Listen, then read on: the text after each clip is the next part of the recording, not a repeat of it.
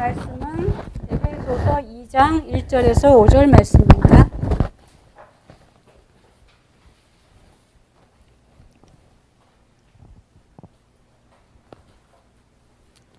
에베소서 2장 1절에서 5절 말씀 합독하겠습니다. 그는 허물과 죄로 죽었던 너희를 살리셨도다. 그때 너희는 그 가운데서 행하여 이 세상 풍조를 따르고 공중의 권세 잡은 자를 따랐으니 곧 지금 불순종의 아들들 가운데서 역사하는 영이라. 전에는 우리도 다 그 가운데서 우리 육체의 욕심을 따라 지내며 육체와 마음에 원하는 것을 하여 다른 이들과 같이 본질상 진노의 자녀이었더니 긍휼이 풍성하신 하나님이 우리를 사랑하신 그 큰 사랑을 인하여 허물로 죽은 우리를 그리스도와 함께 살리셨고 너희는 은혜로 구원을 받은 것이라. 아멘. 오늘은 제가 제목밖에 안 써가지고 문제가 짧으니까 바로 쓰겠습니다.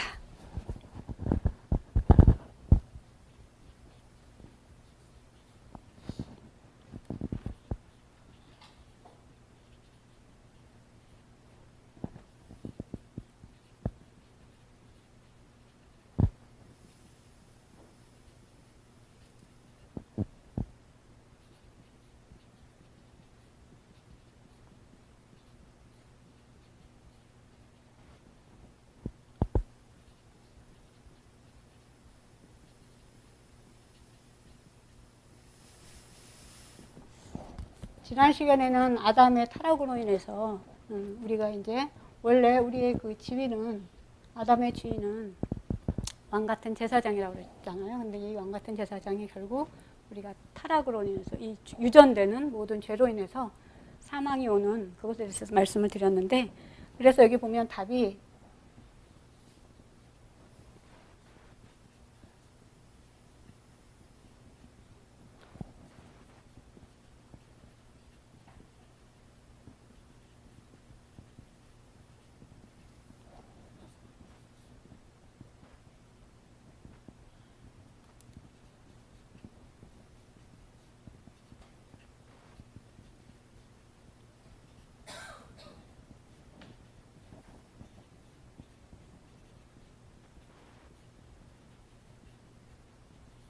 한번 같이 읽겠습니다. 문제부터 시작. 이 타락이 인종으로 하여금 어떠한 지위에 이르게 하였는가? 이 타락은 인종으로 하여금 죄와 비참한 처지에 이르게 하였다.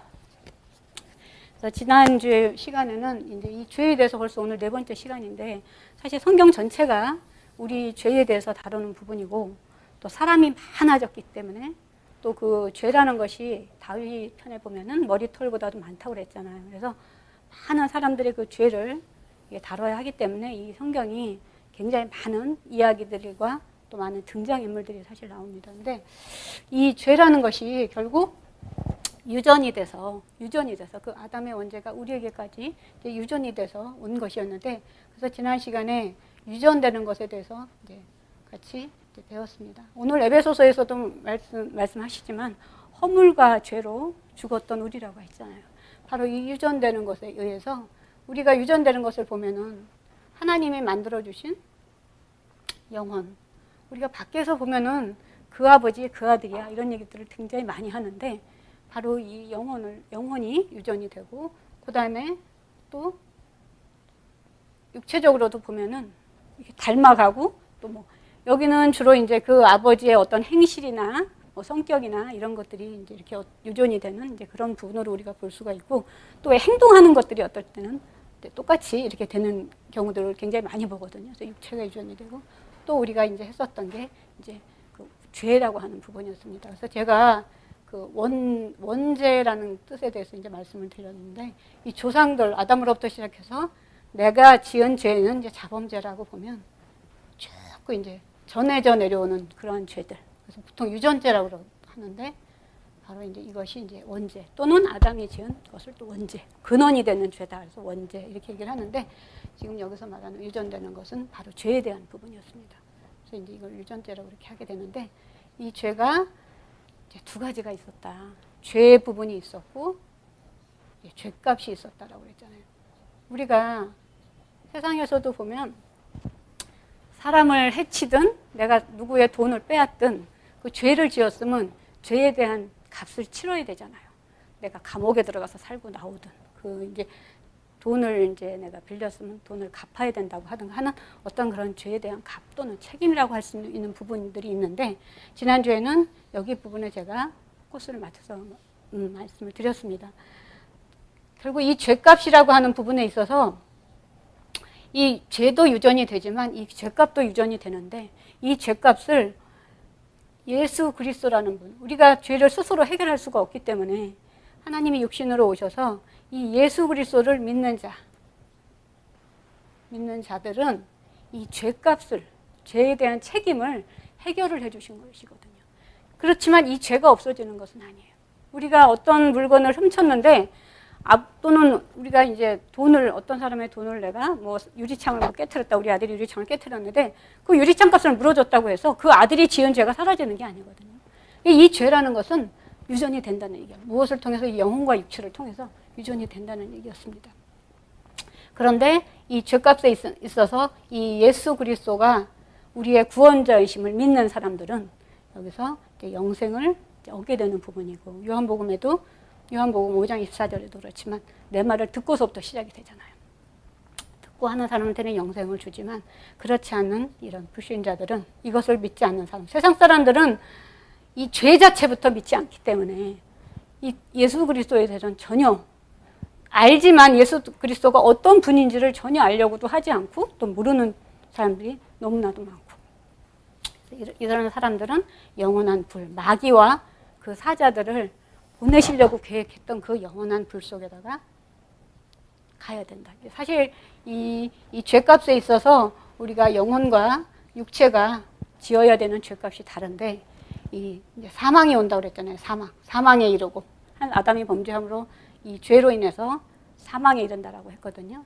그래서 이 죄값에 있어서 우리가 영혼의 사망과 이제 육체의 사망 이 두 가지로 나눌 수가 있습니다. 그렇지만 하나님은 영혼을 보시는 거예요. 우리의 영혼을 보고 쓰시는 것이고 우리의 영혼에 대한 부분에 관심이 있으신 분이지 사실 육체의 주인은 영혼이잖아요. 우리 영혼의 주인이 하나님이시기 때문에 하나님은 이 영혼의 죽음을 이제 말씀을 하시는 거고 사실 영혼은 죽지 않지만 이 영원한 생명을 갔을 때 우리가 생명이라고 하는 거고 이것은 이제 사망이라고 이제 보게 되는 것입니다. 그래서 오늘은 이 영혼과 육체에 대해서 죄가 유전이 되는 그러한 성경 속에서의 그 인물들을 통해서 어떻게 유전이 돼서 그것들이 나타나는지 그것을 통해서 하나님은 우리에게 어떻게 하기를 원하시는지. 그래서 결국 이 믿는 자들은 영생이라는 것이 영원한 생명이거든요. 이 생명을 우리한테 주신 것이에요. 근데 이 영혼의 하나님의 형상을 닮은 이 영혼의 구조를 보면 이 영혼 안에는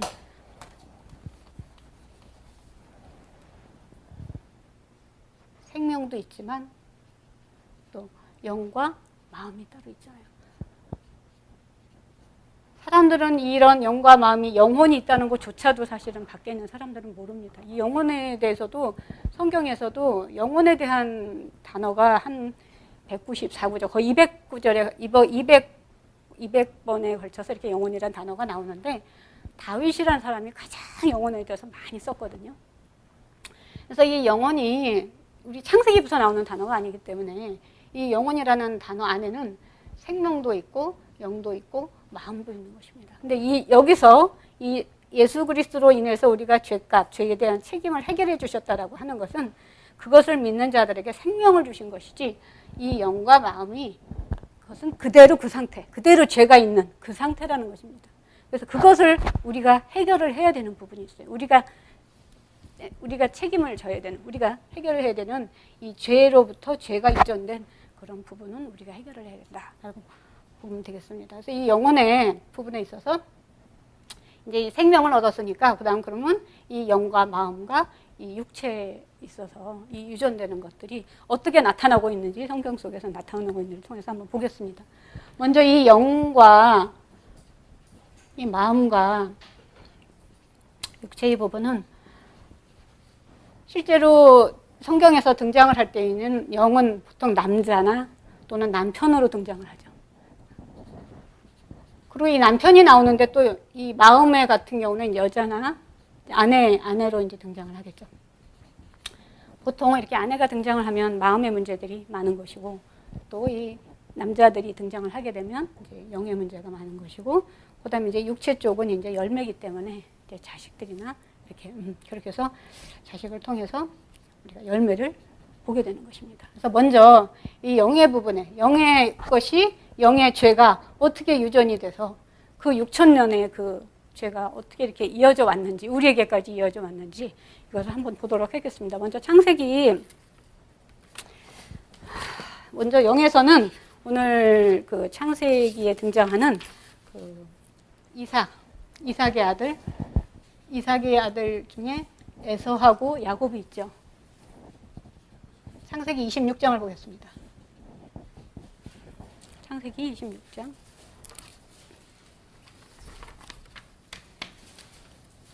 에서 얘기가 상당히 많이 나오더라고요. 창세기 25장부터 먼저 보시면 창세기 25장에 27절 보시면은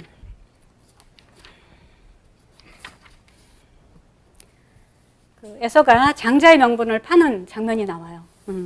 여기서 보면 창세기 25장 27절에 그 에서가 그 아이들 그래서 그 26절에 이제 이삭이 이제 60세가 돼가지고 이삭이 사실은 이제 그 어머니가 사라가 돌아가시고 3년 정도 상을 치르고 이제 40세에 결혼을 하는데 이 아들들을 이제 60세에 낳게 됩니다. 사실 사라는 마음에서도 이따 다뤄주겠지만 그 하나밖에 없는 아들이 결혼하는 것도 못 보고 손주도 못 보고 그렇게 이제 갔었던 그런 고통을 갖고 있는 그런 이제 여자로 이제 표현이 되는데 여기 이삭을 보시면 이삭이 이제 60세에 이제 에서와 야곱을 이제 쌍둥이를 낳게 되는데 그 아이들이 장성함에 에서는 익숙한 사냥꾼이었으므로 이렇게 나옵니다. 이게 에서가 쌍둥이는 쌍둥이인데 에서가 원래는 장자잖아요. 장자고 에서의 직업은 아까 여기 뭐로 나와 있냐면 사냥꾼으로 나옵니다. 사냥꾼. 그래서 도대체 영의 어떠한 죄들이 이 에서를 통해서 표현이 되는가.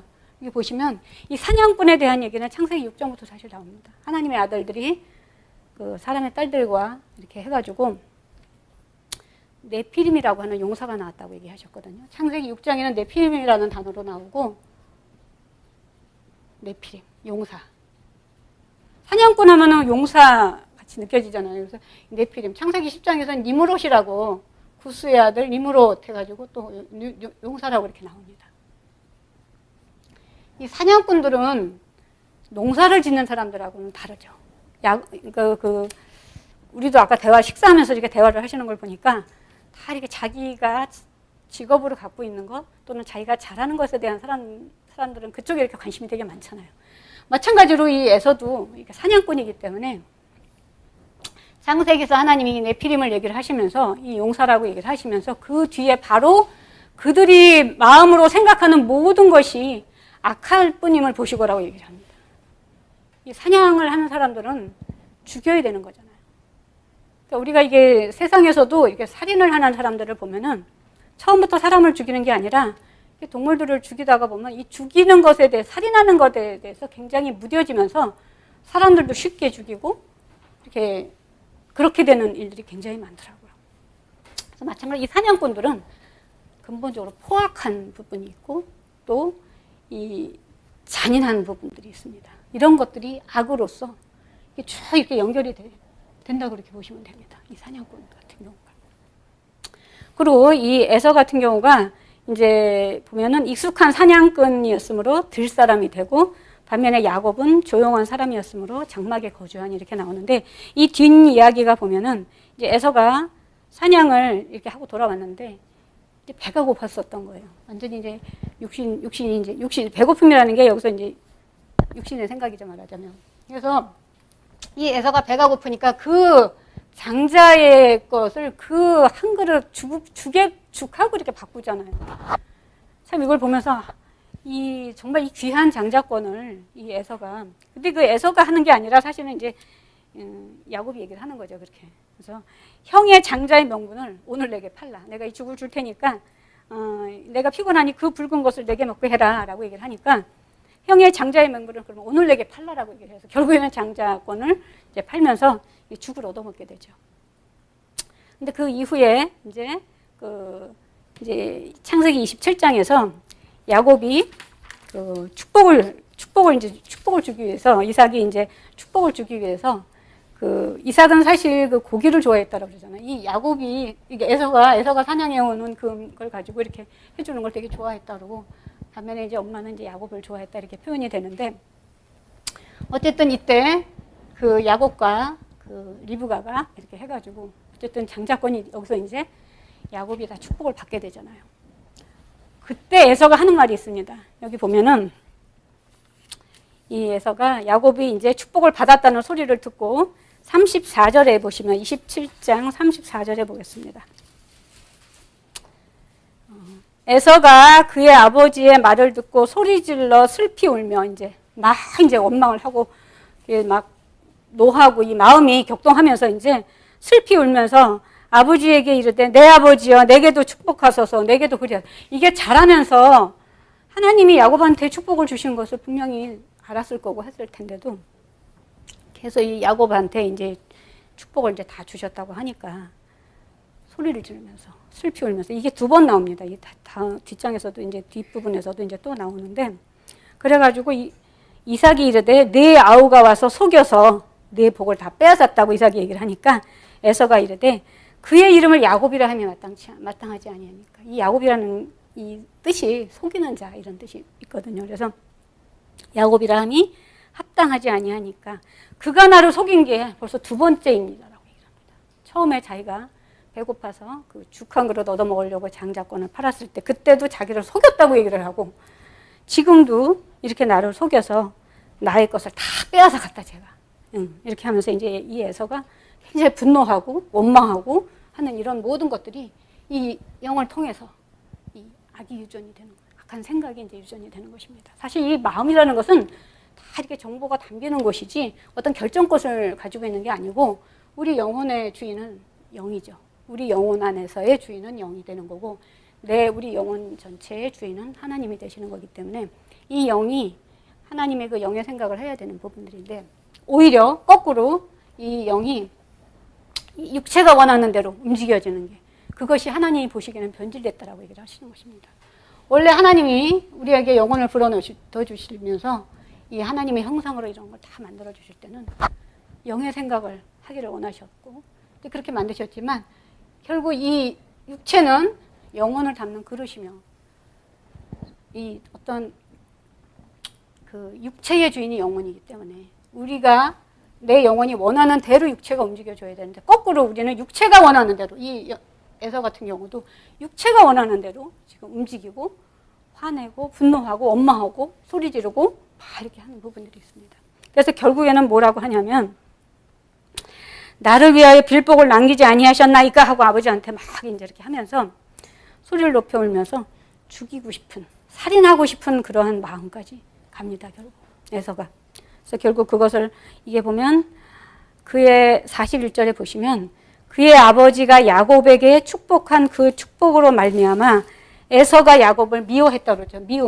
미움이 결국 이 미움, 원망, 미움, 시기, 질투 뭐 다 나와서 이 미움이 결국 살인하는 마음까지 욕심이 잉태한 즉 죄를 낳고 죄가 장성한 즉 사망을 낳는다고 하듯이 결국 사망될 수밖에 없는 하나님한테 버림을 당할 수밖에 없는 이 마음까지 살인하는 마음까지 그러면서 뭐라고 하냐면 야곱을 미워하여 심중에 이르기를 아버지가 곡할 때가 가까웠을 때 아버지를 세상에 다 돌아가실 때가 다 가까웠은즉 내가 내 아우 야곱을 죽이리라 라고 하는 마음까지 갑니다. 이 에서를 통해서 우리가 영의 죄가 유전이 되는 영을 통해서 죄가 유전이 되는 그런 마음들을 보게 됩니다. 이 마가복음 7장에서도 예수님께서 그 장로들의 전통에 따라서 바리새인과 그들이 그 제자들이 손을 씻지 않습니다라고 얘기했을 때 그 장로들의 전통이라고 이제 그네들이 만든 그런 전통이 있습니다. 유대인들 근데 그것이 하나님의 어떤 계명보다도 이제 그것에 더 맞추어서 그것을 가지고 사람들을 판단하고 비난하고 하는 것을 보시면서 외식하는 자들아 모든 것이 마음에서 나오느니라. 우리 모든 악한 생각이 이 마음에서 나온다고 말씀을 하면서 이 죄의 근원이 이제 거기에 있다는 걸 얘기하십니다. 그리고 이 에서를 또 보면 그 팥죽을 통해서 결국 사냥꾼인 이 에서가 이렇게 포악하고 잔인하고 이러한 것뿐만 아니라 미움에서 살인까지 하는 마음을 이제 갖게 되는 부분들이 또 있고요. 또 하나는 뭐냐면 이 에서는 굉장히 그 가나안에서 부인들을 많이 얻었어요. 가나안 사람들을 싫어하고 이 부모가 이삭과 리브가가 근심하는 것을 이제 보면서 나중에는 그 이스마엘의 아들을 통해서 그 누이를 또 이제 부인으로 얻기도 하는데 물론 야곱도 굉장히 이제 부인들이 많긴 하지만 원래 야곱 같은 경우는 레아와 라헬을 얻고 이제 시녀들을 이제 하게 되는 부분들인데 이 에서 같은 경우는 가나안의 여인들 헷족 속 여기 보면은 그 26장하고 36장에 걸쳐서 헷족 속 히위족 속의 가나안의 여인들을 이렇게 부인으로 맞이합니다. 다 아내들이에요. 아내. 그래서 또 이게 가나안 여인들을 또 싫어하는 것 같으니까 이스마엘의 그 아들. 이스마엘이면은 여기 이삭이 있으면은 아브라함의 아들 중에 하갈을 통해서 난 자식이 이스마엘이잖아요. 이 가나안 여자를 싫어한다고 이 이스마엘 쪽에 그 첫 아들의 그 누이를 또 자기 부인을 아내로 맞이하게 됩니다. 그래서 아내가 굉장히 많아요. 이 아내가 많다는 얘기는 결국 이 아내들이 원하는 대로 움직여지면서 우리가 정욕과 또 음란에 대한 죄, 또 그리고 아내들의 그 어떤 그 시기 질투가 또 있잖아요. 아내들이 많게 되면.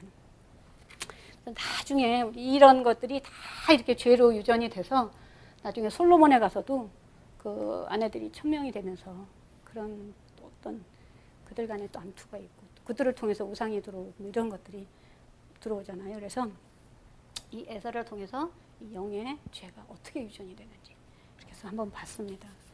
그 다음에는 그 나중에 그래서 결국 에서는 어떻게 되냐면 그 이 야곱이 그 에서가 자기를 이제 죽일 것 같은 걸 이제 알게 되잖아요. 그래서 야곱이 그 리브가 오라버니가 있는 이제 라반 저쪽에 이제 하란 땅 쪽으로 이제 이동을 하게 되는데 나중에 거기서 이제 자식을 다 얻어서 다시 이제 20년 후에 돌아올 때 이 야곱은 형이 자기를 옛날에 죽이려고 했었기 때문에 그 생각이 계속 있죠. 그랬는데 결국 이제 형님의 얼굴이 하나님의 얼굴 같사옵나이다 이렇게 해가지고 이제 그런 여러 가지를 통해서 결국 이제 에서가 세일산으로 돌아갔다 이렇게 나오거든요. 결국 이제 하나님이 원하시는 가나안 땅에서 멀어짐으로써 하나님한테 버림받는 그런 에서의 모습을 우리가 볼 수 있습니다. 그리고 그 다음에 이제 마음 부분에 있어서는 여기서는 이제 우리가 에서를 봤고요. 여기 마음 부분에서는 이제 사라를 한번 같이 보겠습니다. 사라. 아까도 잠깐 말씀드렸지만 이 사라 같은 경우는 그 굉장히 예뻤나 봐요. 아주 힘이 아리따웠다는 그러니까 아브라함이 생각하기에도 되게 아리따웠고 또 이제 애굽에 갔을 때도 이제 그들이 보기에 힘이 아름다웠다 이렇게 얘기가 나오는데 사실 우리 아브라함 같은 경우는 이제 할례자의 조상, 무할례자의 조상이기 때문에 이 처음에 이 처음에 사례였었죠. 사례였고 아브라함이었었는데 우상 숭배를 하는 사람들이었었고 믿지 않는 사람들이었습니다. 그래서 그 악이 그대로 있습니다. 하나님 모르기 때문에 그 악이 그대로 있다고 보게 되고 나중에 그 아브라함 같은 경우는 이제 그 가나안 땅으로 이제 가라는 하나님 떠나라라고 하는 하나님의 명령을 듣고 이제 가나안에 갔다가 다시 이제 애굽으로 가게 되지만 이 사라는 다 그걸 알았겠죠. 하나님이 아브라함한테 내가 너로 큰 민족을 이루고 내 자손이 땅에 티끌같이 되게 하는 걸 사라가 모를 리가 없잖아요. 근데 결국에는 그 하나님이 약속하신 그 언약의 자식을 결국 기다리지를 못하고 그 가나안 땅에 아브라함이 갔을 때가 나이가 한 75세거든요.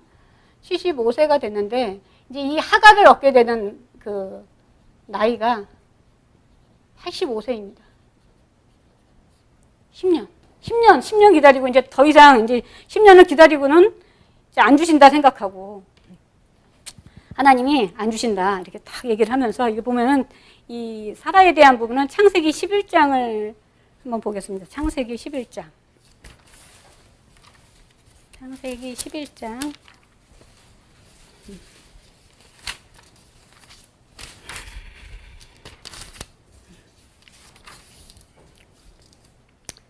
창세기 이제 11장의 맨 끝절에 이렇게 보시면은 아내 사레 같은 경우는 데라의 이제 아들이 이제 아브라함인데 이 사레를 얻은 지역이 우르라는 걸 볼 수가 있거든요. 그래서 결국 불신자라는 것을 알 수가 있습니다.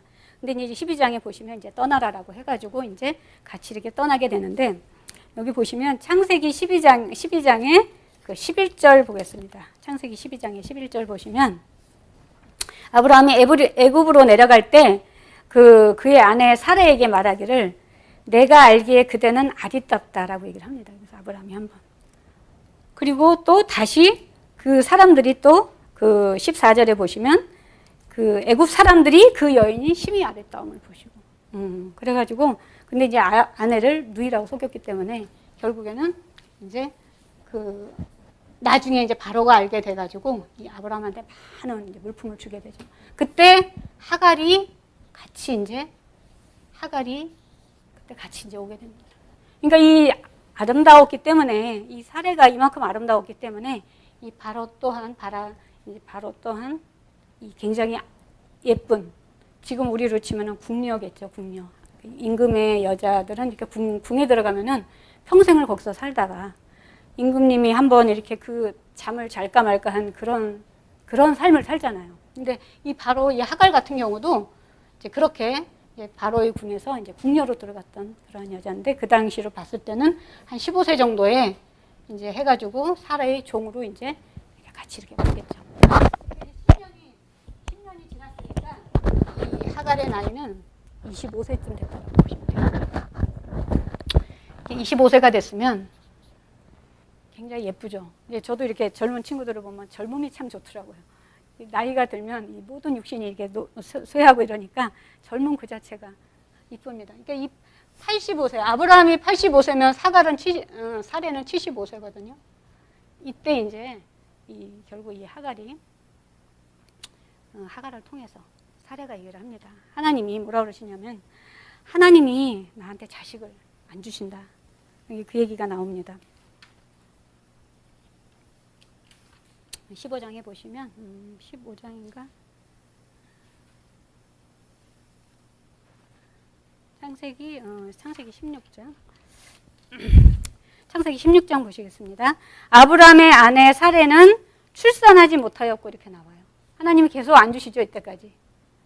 그러니까 오로지 이 사레 같은 경우는 아들 하나 바라고서 평생 살았었던 여자인데 다 남부러울 게 없잖아요. 이 아브라함 같은 경우 이 당시 족장들 같으면 거의 지금의 왕 수준인데 자식을 못 갖는 거예요. 그래가지고 그에게 한 여종이 있으니 애굽 사람이요. 이름은 하갈이라. 그러면서 사레가 아브라함에게 이르되 정말 육신이 원하는 그 아들을 이제 사레가 갖고 싶은 거예요. 그러니까 여종이니까 여종을 통해서 낳은 아들도 내 아들이다 이렇게 생각을 해가지고 결국 여호와께서 내 출산을 허락하지 않으신다고 얘기합니다.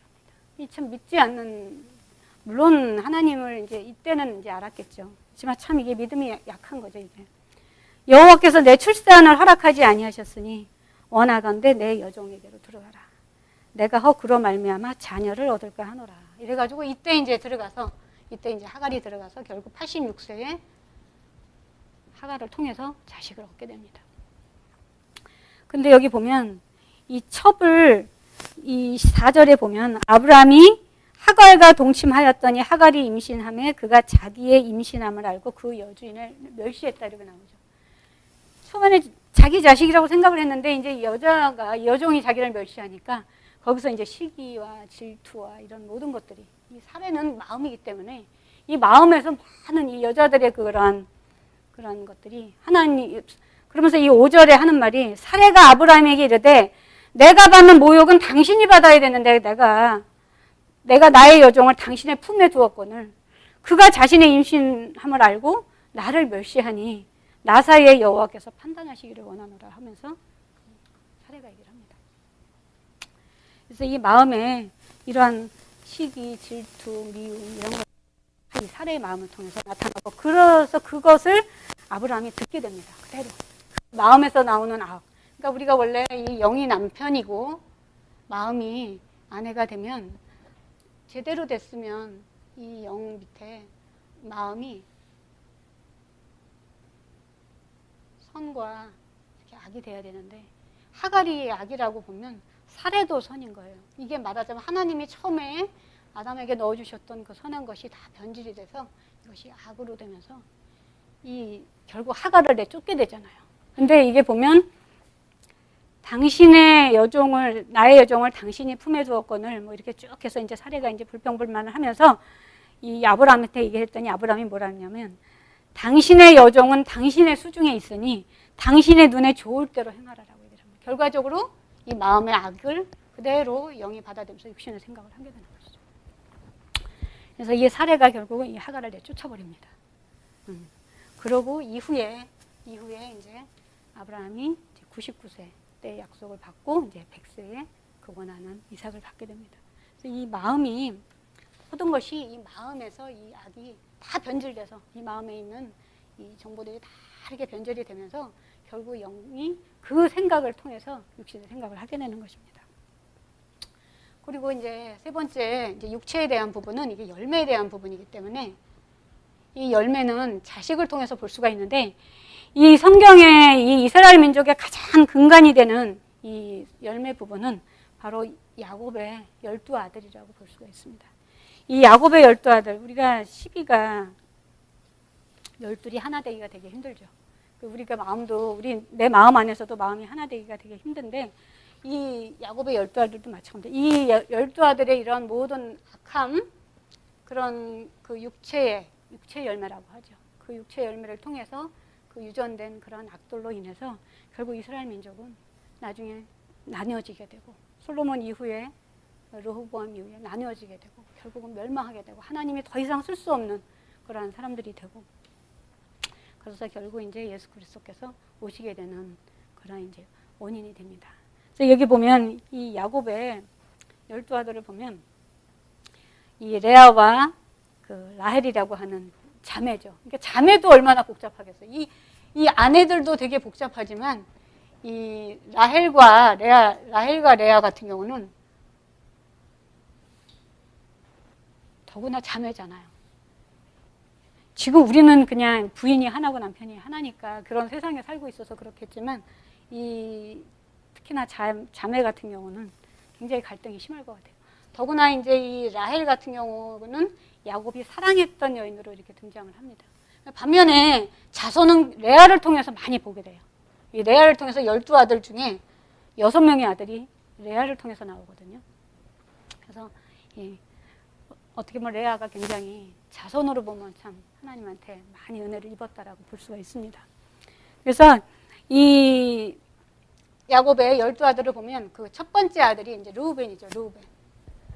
이 르우벤 같은 경우는 나중에 이 르우벤 같은 경우는 이 르우벤 첫 번째 르우벤, 시므온, 레위, 유다 다 레아를 통해서 나는 아들들입니다. 근데 이 르우벤 같은 경우가 라헬이 죽고 나서 그 라헬의 시녀였던 빌하가 첩이 됩니다. 첩. 시녀하고 첩은 좀 다르잖아요. 그죠? 이 첩이 될 때 이것과 동침을 하면서 이 음행과 이런 욕정과 이런 것들의 악을 보여주고 있습니다. 그래서 이걸 가만히 있다가 야곱이 나중에 아들한테 이제 축복하면서 이 얘기를 합니다. 이 일이 벌어졌을 때는 야곱의 어떠한 반응도 보이질 않는데 야곱이 나중에 49장에서 축복하는 장면에서 물이 끓은 같다. 이렇게 하면서 이제 르우벤에 대해서 이제 이렇게 저주의 얘기를 하게 되는데 이 아브라함의 첫 아들이 이제 르우벤이 나오고 그 다음에 이 르우벤 밑에 이제 시므온이라고 있습니다. 시므온과 레위.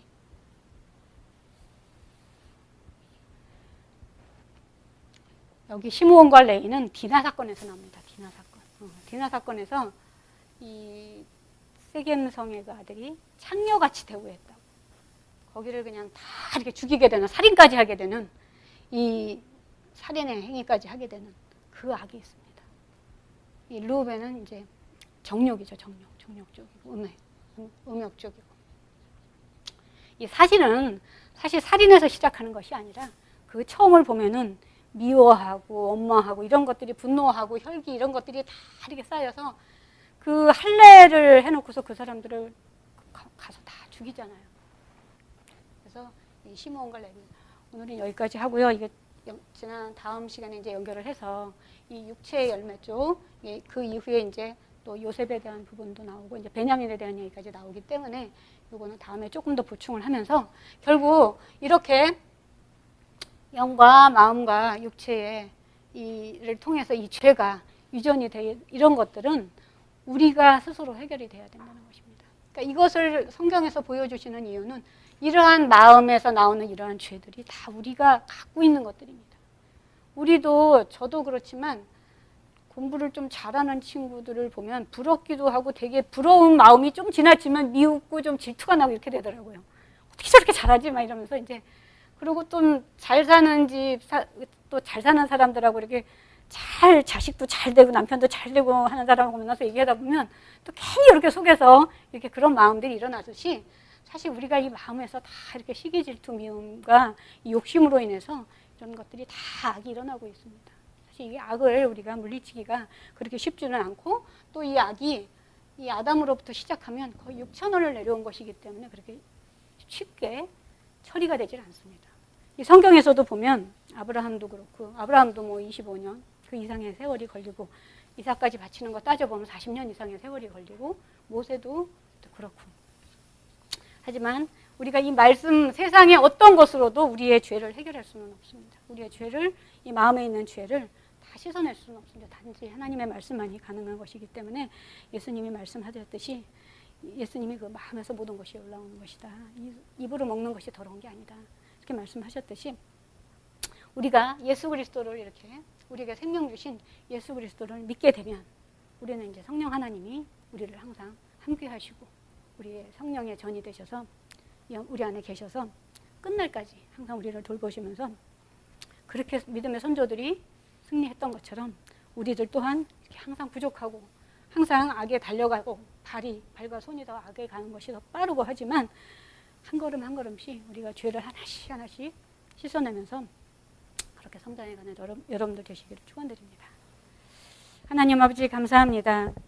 우리 죄를 대속하기 위하여 육신으로 오셔서 함께 하셨던 그 많은 제자들을 통하여 예수 그리스도를 증거하게 하시고 또 그것을 성경이라는 기록을 통해서 우리에게 주셔서 우리 마음에 태초부터 저장해 놓으신 그 마음의 법이 있음을 알게 하시고 또 구원에 이르는 지혜를 듣고 깨닫게 해주시며 감사를 드립니다. 이 모든 하나님의 선한 지식을 내 지식으로 만들어서 선악을 분별하게 하시고 이 세상을 살아가는데 선한 지식으로 순종하며 살아가게 해주시옵소서. 나 자신보다는 내 주변을 먼저 돌아보고 항상 나보다 약한 자를 배려하면서 내 것을 나눠줄 수 있는 자 되게 해주시옵소서. 길이요 진리요 생명이신 예수 그리스도 이름으로 기도드립니다.